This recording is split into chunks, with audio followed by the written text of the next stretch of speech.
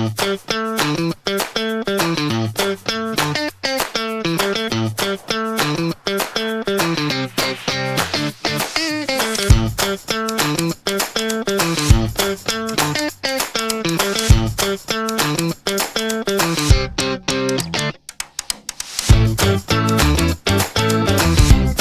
datang di channel Ramayana.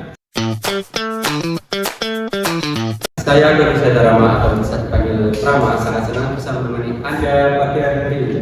Nah, dalam podcast ini dan dalam episode kali ini kita akan membahas kompetensi topik yang sangat penting bagi para guru, yakni kompetensi pedagogi. Nah, kompetensi ini adalah kompetensi yang sangat penting bagi guru profesional. Dan tak lupa pada episode kali ini kita kedatangan tamu yang sangat spesial dan sangat spektakuler. Nah, untuk para 5 tamu spesial kita bisa berkenalan langsung satu persatu. Halo semuanya. Kenalin, nama aku Sari Selviana. Halo semuanya.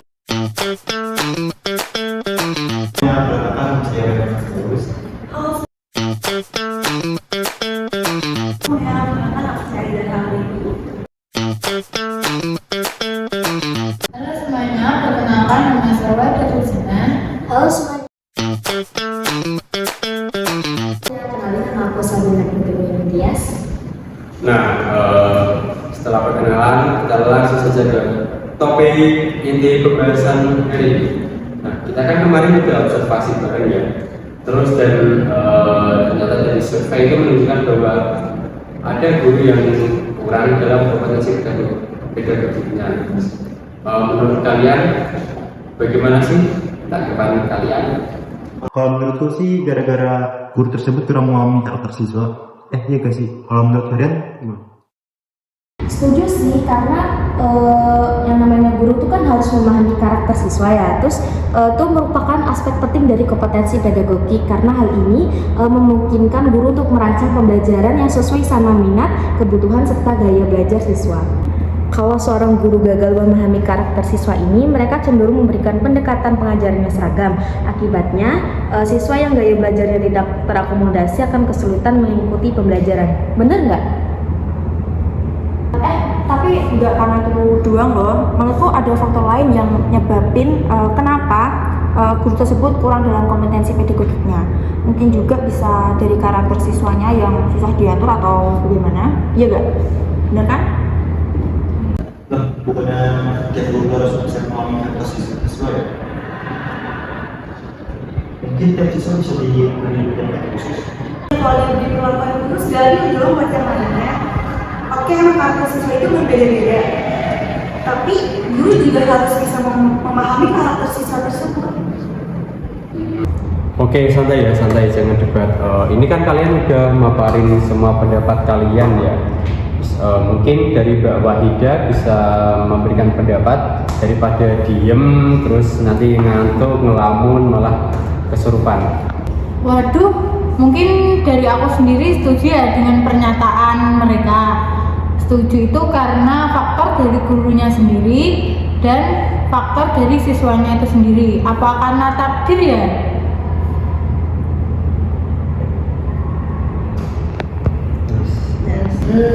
Ya bener sih, tapi kan kayak kurang logis itu loh. Masa alasan itu karena takdir, kita cuma pasal doang itu karena takdir. Nah, bisa jadi juga itu karena dari lingkungan diri sendiri, mulai dari lingkungan masyarakat, pertemanan, bisa juga dari keluarga sendiri. Hal itu juga mudah untuk menyebabkan siswanya tidak mudah diatur. Betul tuh, apalagi di era sekarang. Di era kita banyak gadget yang mulai terpengaruh oleh teman-teman mereka yang membuat mereka itu sikap menonton. Aku itu tanya zaman sekarang ya kan pasti tahu aku gimana ya. Aku mah nggak berani nyari sendiri, takut keceplosan. Oke ya, berarti kumpulan dari pendapat kalian itu saling berkaitan ya. Terus mungkin dari lingkungan siswa, terus misal siswa itu kan zaman sekarang itu kan sering nonton TikTok sambil lupa waktu ya. Terus ya dikarenakan TikTok itu sekarang kan berdampak negatif, terus itu konten-kontennya kan tidak senonoh. bisa jadi hal itu bisa masuk ke karakter siswa yang kurang baik, yang dimana membuat siswa ini tuh jadi kurang sopan terhadap orang tua, terutama terhadap gurunya sendiri. Nah terus tuh anak zaman sekarang tuh udah banget bicara kasar gak sih, kayak seperti kita lihat layar. Nah, dari situ guru yang harus itu jadi personal karena siswa juga kurang pandai ya. Nah, dan kita juga nggak bisa mengatakan guru saja karena kurang kasih pedagogi kita juga karena dari faktor yang sudah ada. Nah, oke. Terima kasih dari teman-teman sekalian ya yang sudah membahas mengenai faktor kurangnya kompetensi pedagogi. Nah, tadi itu kan kita sudah membahas terus sekarang kan kita akibatnya nih yang perlu dibahas. Mungkin bisa kita mulai dari pendapat teman-teman sekalian nih. Mungkin dari Mas Rian bisa mulai pendapatnya tentang kurangnya kompetensi pedagogi seorang. Kalau menurutku sih kualitas pengajaran guru mungkin belum mampu memilih atau mendalam pelajaran yang sesuai dengan karakteristik siswanya. Dan pembelajarannya pun cenderung membosankan karena kurang melibatkan siswa dalam kelas. Oh, oke. Gimana yang lain? Apakah ada yang mau memberikan pendapat? Setuju sih apa yang dibilang Rian, mungkin dari gurunya sendiri pun belum kurang mampu terhadap metode pembelajaran kepada siswa, yang dimana membuat siswanya merasa kurang termotivasi sehingga pembelajaran itu jadi kurang, siswanya merasa terabaikan atau diabaikan karena metode pembelajarannya kurang pas sama apa yang mereka inginkan. Aku mau nambahin, mungkin menurutku kan guru kurang membawa suasana kelas, jadinya kelas tuh kompetisi itu juga karena kurang nyambung sama siswa, jadinya siswa tuh kurang disiplin sama mungkin bisa meningkatkan potensi konflik siswa. Tadi kan kata Ria juga kualitas pembelajarannya kurang, terus akibatnya motivasi pembelajaran siswa itu turun karena menurutku guru itu kurang kompeten dalam merancang pembelajaran yang menarik. Oke, menarik. Bisa mungkin bisa aku simpulin apa sih dampak dari kurangnya kompetensi pedagogi itu? Mungkin yang pertama itu kualitas pembelajaran yang kurang baik ya. Terus untuk yang kedua itu mungkin manajemen waktu yang kurang baik, dan untuk yang ketiga itu mungkin motivasi siswa itu sudah menurun. Nah, kompetensi pedagogi ini sangat penting bagi guru. Guru itu diwajibkan tidak hanya menguasai materi, tetapi juga mampu menyampaikannya dengan cara yang efektif dan menarik.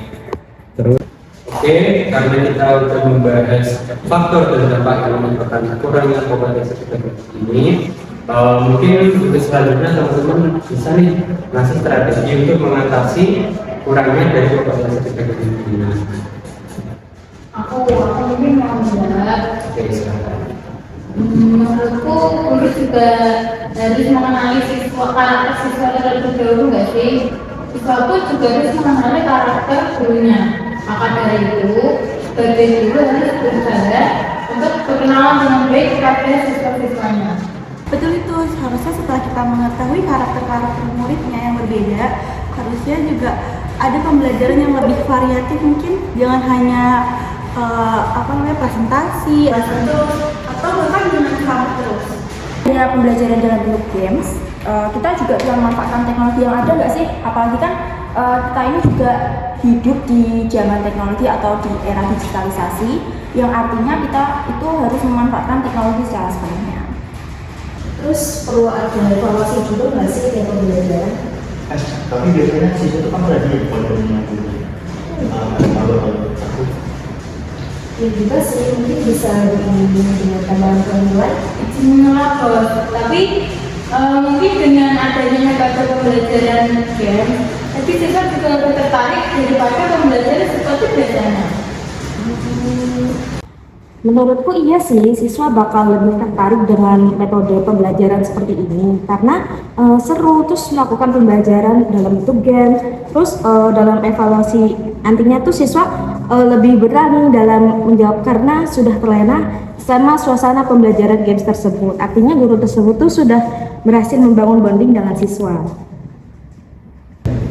Oke, bisa ditarik kesimpulan dari pemaparan tadi mengenai strategi apa sih yang cocok diterapkan untuk meningkatkan kualitas kompetensi pedagogi. Nah, untuk yang pertama itu mungkin tadi itu kalau nggak salah mengenai guru itu harus mengenali karakter siswa ya. Terus untuk kemudian dilanjut dengan guru itu harus membuat pembelajaran itu sekreatif mungkin, semenarik mungkin, dan variatif gitu. Terus untuk yang ketiga itu guru itu diwajibkan mampu memanfaatkan teknologi ya seperti kuisis atau apapun lah jenisnya. Terus untuk yang terakhir itu mungkin guru itu harus melakukan evaluasi setelah pembelajaran selesai. Nah, itulah pembahasan kita tentang kompetensi pedagogi. Nah, seorang guru itu tidak harus menguasai materi saja, tetapi harus menguasai kayak suasana di kelas dan harus bisa menyampaikan materi dengan cara yang efektif dan inspiratif.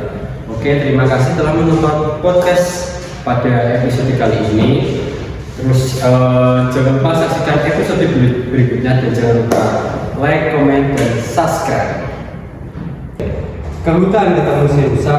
Cakep. Pakai sebentar beli kelapa muda. Cakep. Hari ini seru banget bahasanya. Sampai jumpa di episode berikutnya. Dadah.